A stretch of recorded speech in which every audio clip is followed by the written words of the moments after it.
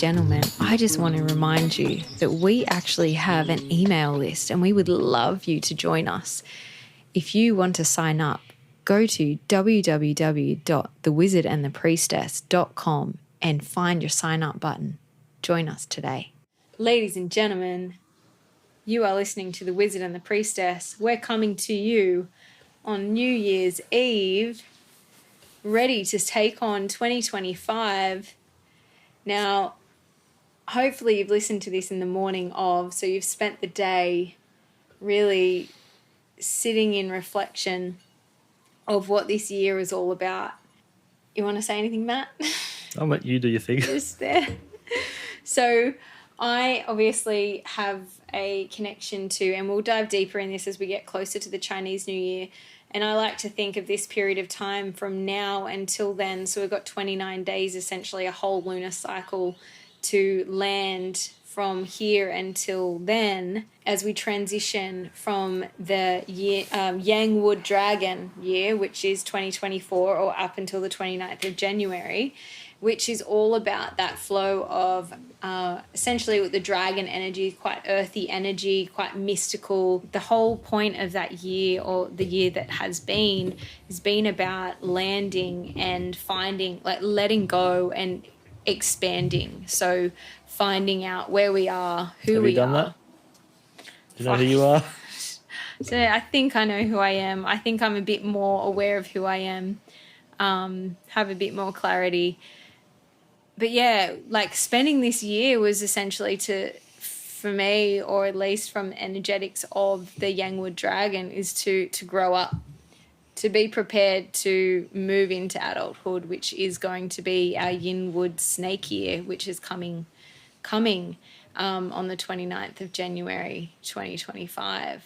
So I like this time to be a real contemplative, reflective time. Mm-hmm.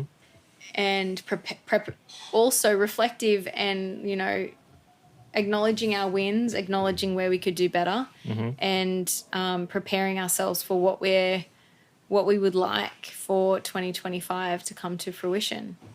What do you think, Matt? I'm just looking up when the Gregorian calendar began. Compared to the Chinese calendar. Well, the Chinese calendar is based upon the lunar cycles. Right. Whereas the Gregorian calendar is based upon Greg. Bloody Greg. Obviously. Yeah, so there's no... that's where the... Well, like, what's the significance of the 31st? Is that the sun... the Earth doing a lap around the sun? Yes. Okay. So I think it could be helpful to acknowledge both calendars. All I know Well, we are here on the 31st, so yeah, we're acknowledging it. I don't like your tone one bit. You can change that in the new year. From a numerology... Numerological. That, I'll be able to talk better from tomorrow, don't worry. So with also tarot, you look at 2025, so 2 plus 2 plus 0 plus 5, yeah, is 9. Number 9, isn't it? Yeah, you're right. Yeah. Sorry. And then 9 in tarot is the Hermit. Okay. The Hermit is all about going inside oneself for inner reflection. It's shutting down outside noise. Mm-hmm. It's archetypally, it's going on a little pilgrimage and just sitting in a cave and meditating. Mm-hmm. So that's what next year is all about. Yeah, okay. On the personal level. Yeah. Should we touch on what's 8? 8 in tarot. Because I'm just thinking about reflection of the year. From the Chinese New Year, or Chinese year of the Yangwood Dragon, we were working on, kind of growing up essentially. And how do we grow up? We let go of the old patterns. We become aware of the old patterns. This year was essentially the year of transformation.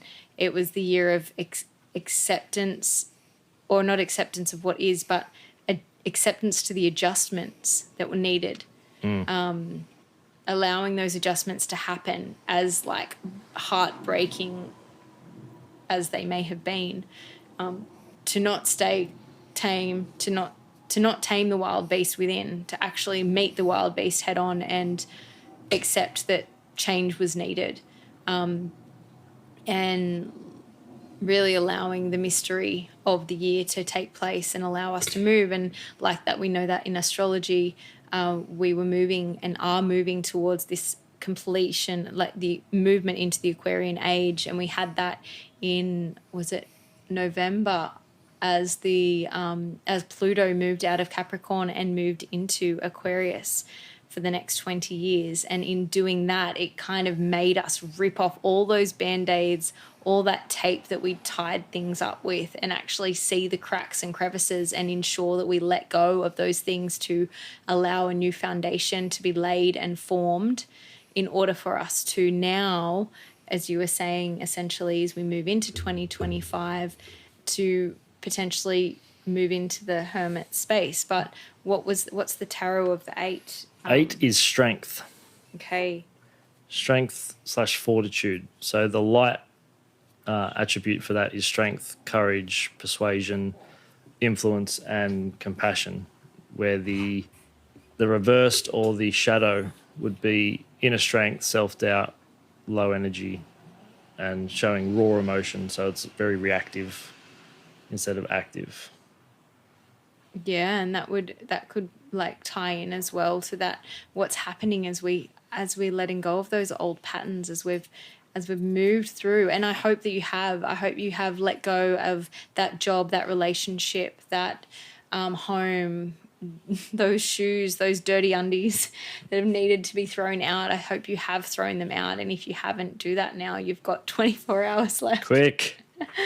But yeah, as we move into that 2025 and we move into what is the 9 numerologically, and then also, so whilst from the tarot perspective, it's about the idea of, what did you say, hermit, and going inwards and reflecting, using this time for that, as we are moving towards in 2026.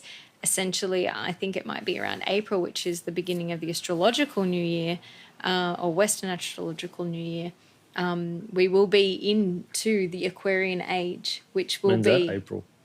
Yeah, April. It Okay. is April, but I've got to kind of get my bearings on if it is from the new year that actually begins. But either way, that is going to be when everything starts to take off.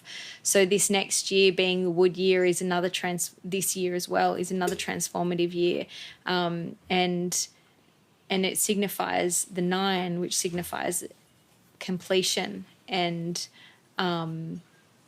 reflection, or time for reflection, which correlates to that hermit that you were So talking with the about in tarot. the year of the snake, Yeah. is that up for? I'm trying to ask this in a way that hopefully makes sense. Is it down to individual, like subjective perspectives / symbolism, or is it it represents this? How does that fit into your life? It's more about that. It represents the snake year. Well, it's the yin wood snake. So there's layers. So we've got the young year, which was last year, which was the young wood dragon. Does year by year go yin yang yin? Yin yang, yin yang. And then, but the 5 element aspect is 2 years. It's biannual. Okay. So we've got the wood year again, and then next year will be 2026 will be a fire year. Does that mean that's when it's happening? Yeah. Okay. It's when all hell breaks loose. Shit going down.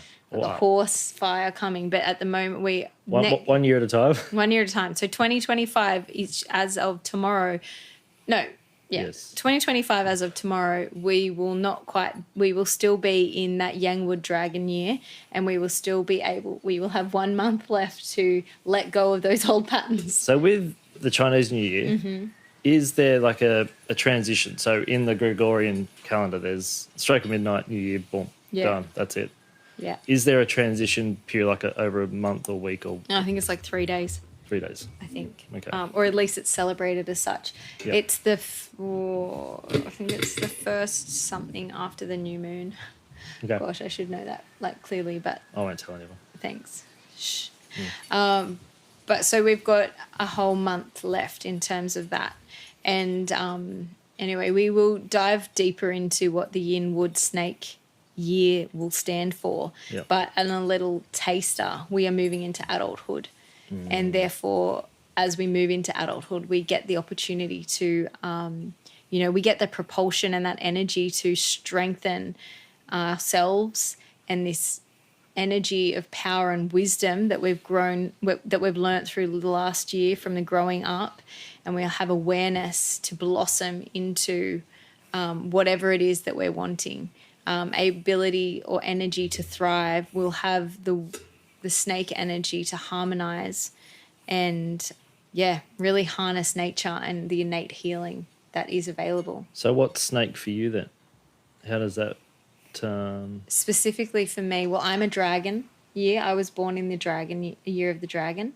Yep. So last year, or now, right now, for the next month, I will be still in my season of uplift, essentially. Right. But the dragon, if you're born in the year of the dragon, it is a really good luck, auspiciously good luck, if you are turning 60 in the year of the dragon. Well, it just is, because that's your year of return. Okay. But for any other person with the year of the dragon, it can bring up. It can be you're fucked. Well, it can be pros and cons. Okay. So it just depends. So if you're coming into the snake year, if you were born in the year of a snake, auspiciously, if you're turning 60, it is a really good year for you. Yeah. But if you are the year of the snake, if you were born in the year of a snake and you're not turning 60, Hold on. it could be good or bad. Right. But that's okay. It just means transition. That's all. It's like an opportunity for transition and growth. Yeah, because I get the vision of a snake shedding its skin and growing. Yeah. And being the wood snake, that is quite possible. And being a yin wood snake, it's a smoother, cooler, slower.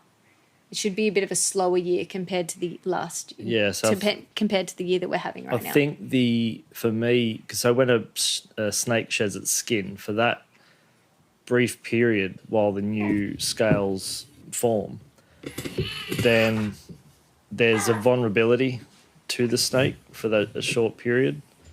And I think in that vulnerability is the yin. That's where the yin, this is what comes for me. That's where the yin lives and sits, and allowing yourself permission to sit in the yin and embrace it and be with it, have a relationship with it, whatever that means to you, allows that strength to build up, and then allows the time for that skin to form, that protective layer. That's what comes for me anyway. Yeah, and I guess it's something to be really conscious of, that yin is actually a physical year. So whilst wood is, like, yin is tangible. So things should be coming into fruition. Oh, so they're manifesting this year. Well, ideally you manifested last year, because that was the energetic, yang, the chi, that sort of energy. And then now it's coming into fruition. Like it's actually becoming tangible. Okay. That is in accordance to the wood snake. So that isn't till we've got a month. So I like to think about this time of year, this month of January. What did I call it? Prepuary. To remember? I'd forgotten about that. To use this month as a really beautiful time to reflect, to lean in. What's January again? Prepuary. What's February? Liveawary. Don't know. Prepuary is January, right? You're just prepping for you give yourself a month to ease into the new year. Yeah. So you don't need to worry right. that you haven't done everything you're meant to do. You were busy at Christmas parties. You were busy doing all sorts of things. Don't worry about that. You've got Prepuary to get that shit done. And you can... Yeah, I love the idea that, okay, the Gregorian calendar is like, all right, tomorrow, everyone. Yep. Sort your shit out. Let's go. Get into it. But also I believe that, let's just go with 11 months of the year and just chill and flow. And so yes, that is my I would spend some time reflecting. And so we did touch on this last year, but we'll touch on it again. Matt, how would you spend what would be the best way to do some reflection for 2024, or what reflections do you have for 2024? This year, I'm actually going to draw a mandala Okay. that represents 2024 and maybe one for 2025 as well. Okay, so in your prepuary. Either be, prep or late, what do you call December? Well, we're on the 31st, mate, so if you If haven't I'm already just done asking, it, December is the I can still get it done. tonight. Give me a chance. Sure, you do you. Yeah, I usually do one in the new year. Yeah, okay. And in that Prepuary, yeah. Prepuary. I'm a fool. So simple. In that period, it's like, okay, what's the vibe? What's the, when you walk into a room and you suss out the energy and you kind of feel your way into that. That'd be my kind of initiation into the new year. But I want to draw my intention for the year. I want to draw when I focus on the numbers 2025, what comes up, what vision do I get, what sensation do I get, what feeling do I get, and I want to express that onto a canvas or a paper or whatever. And it's really interesting to see when you do that early in the year, and then you look at it later. Did you do it last year? I did. Okay, so let's talk about that one. How did it manifest? I think it was halfway during the year I found it again. Okay, yeah, oh yeah. And it's like, way off. No, like, was I on drugs or something? Probably. But I realised last New Year's I still had redback spider venom in me. So I'm going to blame that. However, that's right. Miss Nula, tell me more. I think it was late November, I stumbled across it again. Okay. To a T. And it made sense. 100%. Yeah. It was just a lot of experimentation. Okay. As in, I'd like to say we figured out the audio on this. Don't know. We're still experimenting. We know it in theory. We know what buttons to press, but sometimes something's not plugged in or little person makes noise and aqua. And sometimes it just happens. That is what it is. So that was the major experimenting. There was some lessons learned. It wasn't a huge year for relationships. The wizard did not find a wife. We have high hopes 2025. But there were some meaningful meetings where I learnt a lot. And I felt that if I was to go, let's say, on a date with someone, either I needed to hear something they said or vice versa. Oh, yeah. So that's what it... And when I kind of sit and reflect on those moments, it's like driving away from that, it was like a confirmation from that. And I felt there was a few times where I felt they were going through some stuff and it almost turned into like a coaching thing, which is probably one of my shadows in that respect. Totally, because you're not meant to move into the Capricorn father role. You're meant to be the joy, the play, the mother. So, but because of what we do, it's really easy to just fall back into that. So that brought me into awareness of that. So now that's healed and I'm perfect, I can go into 2025. Watch those fireworks tonight, Matt. Boom, boom. Did you have so you do your mandala. Do you have a word? Did you Sometimes. I didn't have, I don't think I had a word. So my word for 2024 was serendipity. Ooh. And when I reflect on that, I feel like, wow, there was a lot of serendipitous moments where things were just flowing and in complete flow.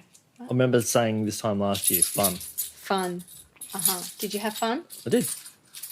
Do you think you had enough fun? I could always have more, but I certainly had adequate amounts of fun. More fun than 2023? Yeah, I think so.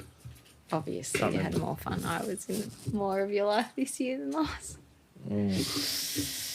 Was that what year did I meet you? 2023. Three. Beginning. That explains a lot. It's been fun ever since. 2022 was challenged, the back end, but then Yeah. it's been very self-reflective and On the way up since. yep. I think, so my word for 2024 was serendipity. And I think that, I did, as most of you know, I have a moon circle that I work with every moon. And it's been, I was going through, we did a bit of a reflective year on the Gemini full moon a few weeks ago. And it was really powerful and really beautiful. And it was really enjoyable. But it reminded me of just like all the things and all the months and what I've had this year. And there has been so much goodness. And then the last quarter of this year has really created a massive shake. And which is wild. So here we are ending 2024 and really ready for that 2025 9-year completion year, reflection, healing, harmonizing, and also blossoming. Year of the 9. So that feels very interesting, really. Maybe my word for 2025 could be numerologically. Why? Because I can't say it in 2024. That doesn't seem like a great No. idea. But that in numerology, Yes. it represents, The 9. 9 represents completion but not finality. Yes. So it's like, That's the end of a cycle. yeah, that's it. It's the end of a cycle. Yeah. Because then obviously it must be the year. Well, will 2026 be a 1 then? Yeah. Yeah. Yeah. Yeah, fully. And then, so with one cycle ending, the potentiation for another cycle begins immediately. Yeah. And then it's about following that cycle, and then there's the process of transition, transformation, and it's always guiding us within its infinite wisdom. Yeah, okay. So what can we do in terms of preparing for the new year or preparing for the next cycle? Could we... So we can do a mandala. If you have some kind of, and it doesn't have to be like a big thing, but just your own little something ceremoniously. Yeah. It can be as simple as making yourself breakfast, Don't you do that most mornings? but like a special one. Yeah. Special 1st of January. Yeah. I had this big thing growing up that I really wanted to do. Like on the 1st of January, it was really important to me that I did something special, like that it was a good day, that the 1st of January was a good day.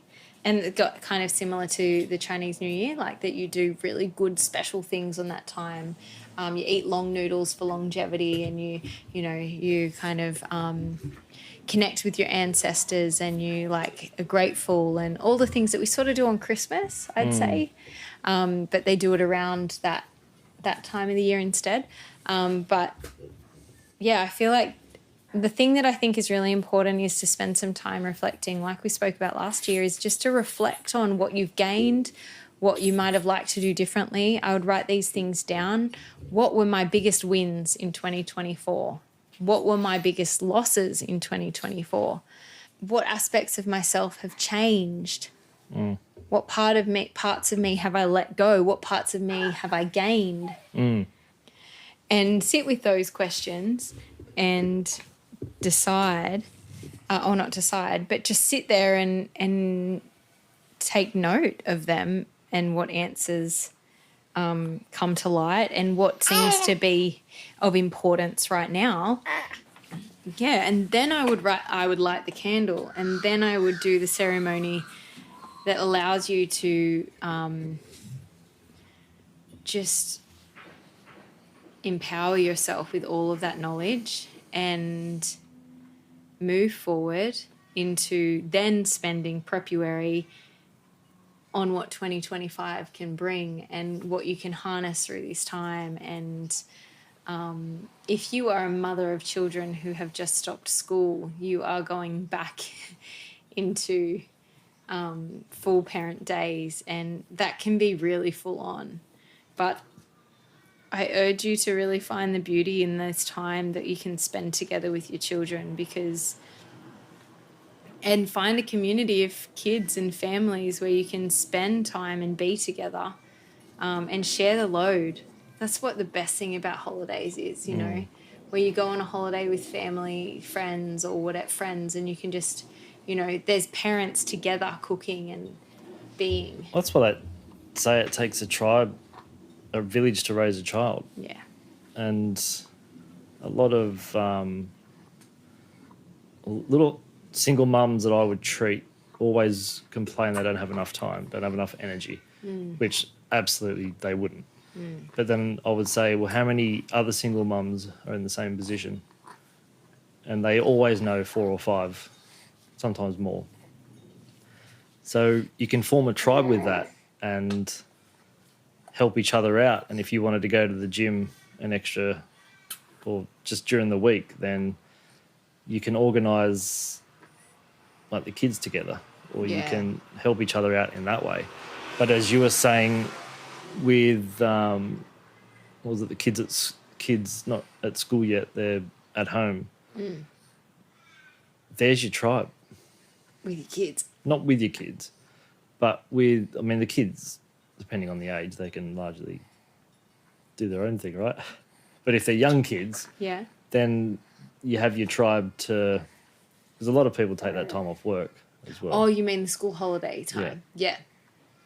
Yeah. Is that what you were talking about? Well, I was talking about, it would be, obviously, from my perspective, is the plan to create that community to be, excuse me, to be part of that community from all the time, you know, to be close to people where you can get that support all the time.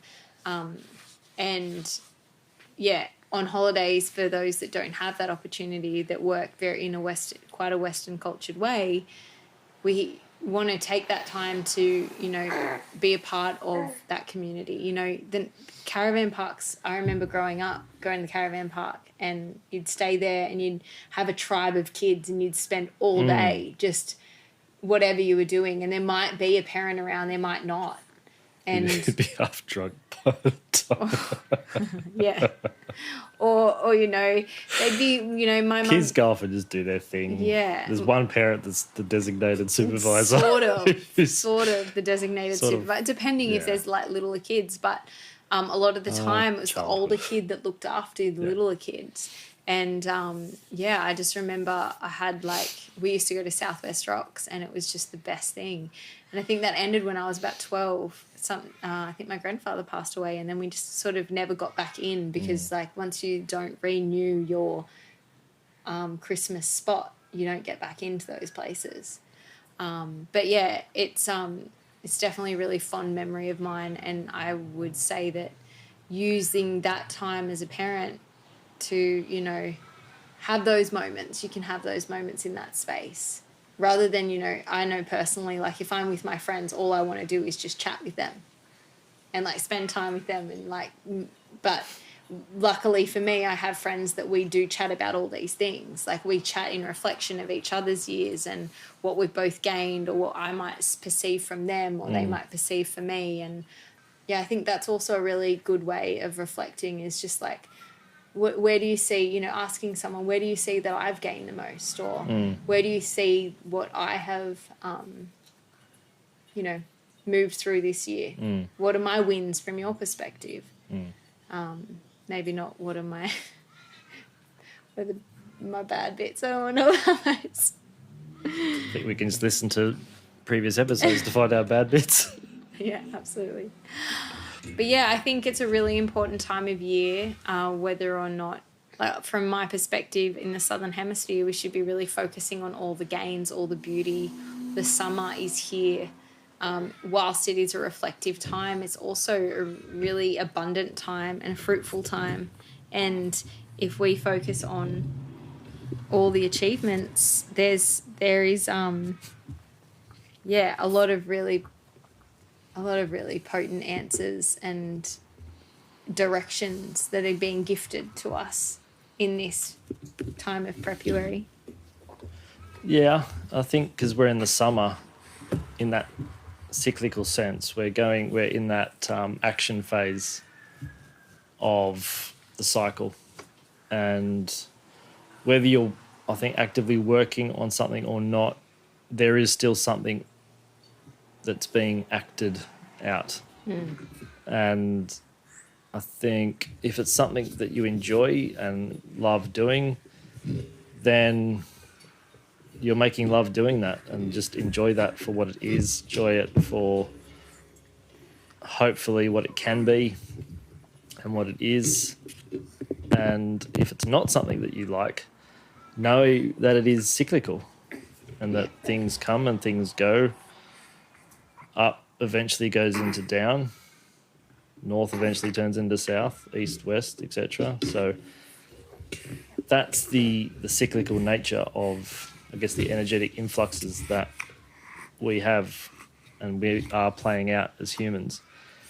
And whether it's on the new year, your personal new year, or solstice or equinox, or even just a random day, I think it's just important to acknowledge it and enjoy it for what it is, even if it doesn't sound enjoyable. So, on that note, Happy New Year, everybody. We hope you have a beautiful midsummer celebration and take this time to reflect on all the beautiful things. So I would say write a list of the top 10 things that you have done this year, and or the top 10 things that have moved you this year, and send it to us. Love to see them. Happy New Year. Happy New Year. Happy New Year. Happy New Year.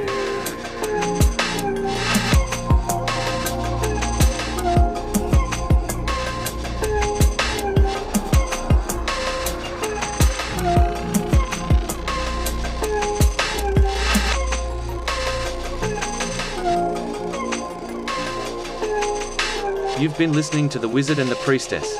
Thanks for stopping by. Stay connected and be open.